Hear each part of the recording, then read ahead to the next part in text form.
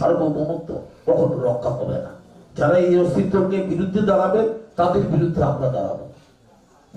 BNP Zia রহমানের মৃত্যুর পরে থাকবে না। আপনারা দেখলেন আজকে পর্যন্ত বিএনপি আছে। জিয়া রহমান সম্মান পেল, খালেদা জিয়া দেশে আসলো, বাংলাদেশের মানুষ তাকে বুক ধরে আপন করে নিল।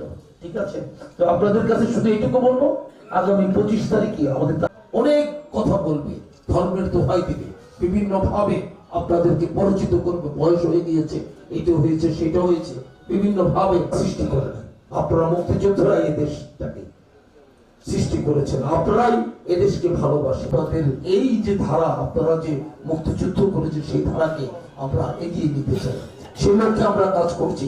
তাই আমি মনে করি আগামী 12 তারিখ আপনার মাগফিরাত কামনায় আজকের দোয়া মাহফিলের অনুষ্ঠানের সম্মানিত প্রধান অতিথি সদস্যবৃন্দ, আসসালামু আলাইকুম ওয়া রাহমাতুল্লাহি ওয়া বারাকাতুহু।